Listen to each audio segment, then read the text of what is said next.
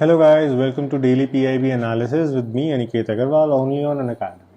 So आज के हमारे PIB के अंदर दो इम्पोर्टेंट जो टॉपिक्स हैं वो है एक तो ICAO joint international solar alliance. तो ICA के बारे में पढ़ेंगे, ICAO के बारे में पढ़ेंगे जो कि इंटरनेशनल सिविल एविएशन ऑर्गेनाइजेशन है और इन दोनों की कॉपरेशन से हम क्या कुछ अचीव करना चाहते हैं with respect to solar power, green energy, environment, वो सारा हमारा इसमें फॉर्डर पॉइंट्स रहेंगे।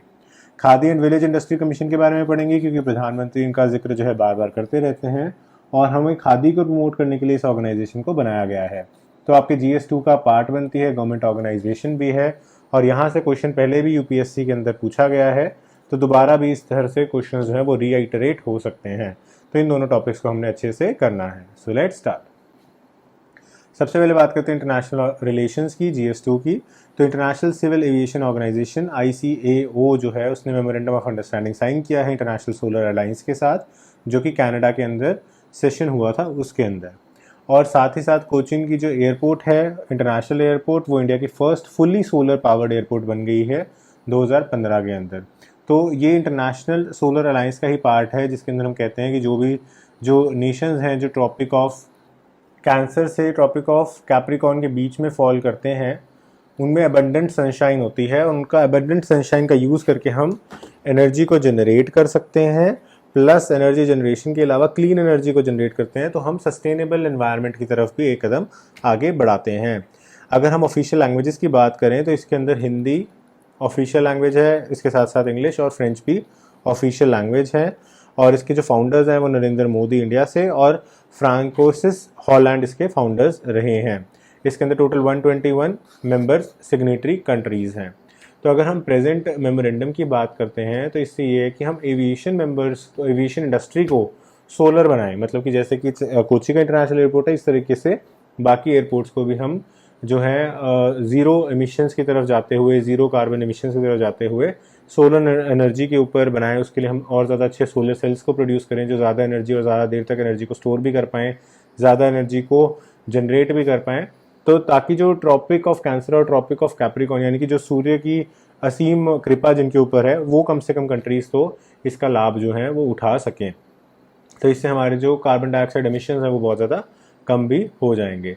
अगर हेडक्वार्टर्स की बात करें तो इसके हेडक्वार्टर्स भी इंडिया में है, गुरुग्राम हरियाणा के अंदर। और इसका जो मेन पर्पस है वो यही है to endorse clean energy, sustainable environment, public transport and climate. इसके अंदर सारे के सारे जो यूनाइटेड नेशन के मेंबर्स हैं वो ऑटोमेटिकली इसकी मेंबरशिप में आ जाते हैं। और ये इंटर गवर्नमेंटल ऑर्गेनाइजेशन है, यानी कि दो देशों की गवर्नमेंट्स जो हैं वो भी इसके अंदर आपस में मेंबरशिप्स जो हैं वो कर सकती हैं। तो ये सारे के सारे कुछ इसके इंपॉर्टेंट पॉइंट्स थे। सो नेक्स्ट आ जाता है हमारा Khadi and village industry commission. तो Khadi and village industry commission हमारा GS2 का पार्ट है, जैसे मैंने आपको बताया, और रिसेंटली न्यूज़ था because of prime minister Modi जो इसे एंडोर्स कर रहे थे। तो Khadi and village industry commission जो है ये एक स्टैट्यूटरी बॉडी है, ये कॉन्स्टिट्यूशनल बॉडी नहीं है। सबसे पहले तो आपका पहला सवाल जो आपको पूछा जा सकता है वो यही है।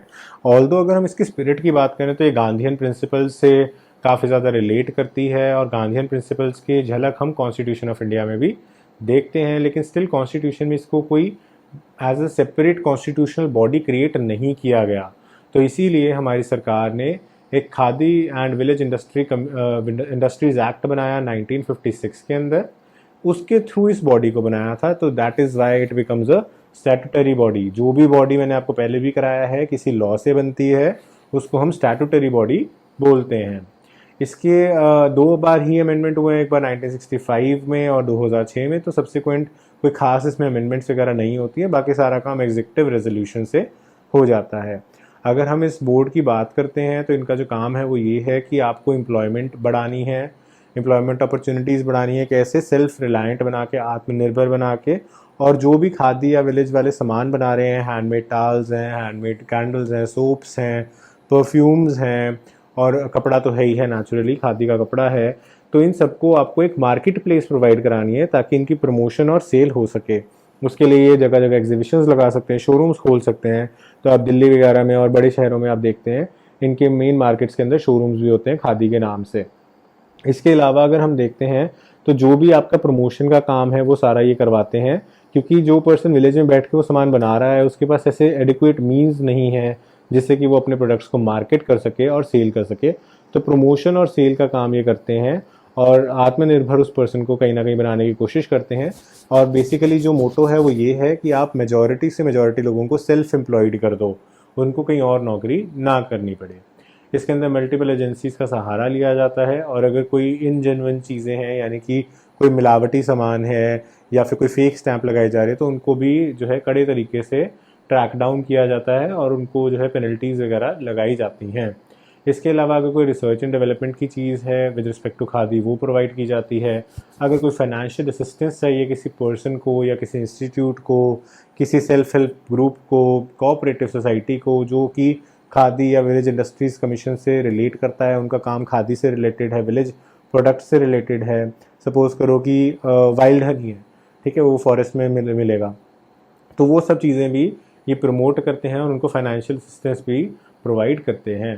तो इनका मेन जो काम है वो ये है कि आपको प्रोजेक्ट्स, प्रोग्राम्स और स्कीम्स बनानी है और साथ ही साथ जो बनी हुई स्कीम्स हैं उनको इम्प्लीमेंट करना है for the development of Khadi and village industries in India. So with this we have completed the topic. I hope आपको वीडियो अच्छी लगी होगी। अगर अच्छी लगी तो लाइक, सब्सक्राइब एंड शेयर ज़रूर कर दीजिएगा ताकि इससे हमें मोटिवेशन मिलती रहे। अगर आप यूपीएससी सीएससी की अच्छे से प्रिपरेशन करना चाहते हैं तो अब मैं रिकमेंड करूंगा आपको कि आप यूपीएससी का अनअकैडमी का सब्सक्रिप्शन लें जनरल स्टडीज़ के लिए, जिसके अंदर आपको प्लस, आइकॉनिक और लाइट 3 वेरिएंट्स मिल जाते हैं। प्लस वेरिएंट के अंदर आपका फुल कोर्स रहता है। आइकॉनिक के अंदर आपको 1-on-1 लाइव मेंटरशिप मिल जाती है, जिसके अंदर अगर आपको कोई भी सपोर्ट चाहिए, मोटिवेशन है, स्ट्रैटेजी बिल्डिंग है, उसके अंदर आपको एक डेडिकेटेड अनअकैडमी का ट्यूटर जो है आपको लगातार आपके टच में रहेगा, हेल्प करता रहेगा। और अगर आप एक वेटरन एस्पिरेंट हैं, आप ऑलरेडी कई बार तैयारी कर चुके हैं और आपके अंदर कुछ कमियां जो है वो रह गई हैं, जिसके लिए आप सिर्फ टेस्ट सीरीज एक्सेट्रा या रिवीजन क्लासेस को ज्वाइन करना चाहते हैं, तो आप लाइट कोर्स को भी ऑप्ट कर सकते हो। सभी कोर्सेज के अंदर आपको अट्रैक्टिव ईएमआई ऑफर्स और लॉन्ग टर्म प्लान्स के ऊपर डिस्काउंट्स जो हैं वो भी मिल जाएंगे। जो भी कोर्स आप चूज़ करते हैं उसके अंदर पूरे पैसे देने की ज़रूरत नहीं है। आप यूज़ करिए मेरा कोड ANI7, ये मेरा रेफरल कोड है। इसको आप यहाँ पे डालेंगे तो प्राइसेस जो हैं 10% से डिस्काउंट हो जाएंगे किसी भी कोर्स में, किसी भी ड्यूरेशन के कोर्स में। चाहे आप 1 साल का लें, 2 साल का लें, 6 महीने का लें या फिर आप प्लस लें, आइकॉनिक लें, लाइट लें, सभी में आपको ये बेनिफिट जो है वो मिलेगा। और उसके बाद आपको करना क्या है, इसका स्क्रीनशॉट मुझे टेलीग्राम पे भेजना है। Once you send me on Telegram I will add you to my group. And उसके बाद आपको कोई भी डाउट्स हों, कोई भी गाइडेंस चाहिए हो विद रिस्पेक्ट टू अनअकैडमी, या कोई भी और हेल्प चाहिए हो विद रिस्पेक्ट टू रिसोर्सेज या अनअकैडमी से रिलेटेड, या कोई आपको नोट्स चाहिए, तो वो सारी चीज़ें मैं आपको हेल्प कर पाऊँगा। So this was it for today's video. I hope you like this video और आपको कुछ जानने को मिला होगा। So thanks for watching, have a nice day.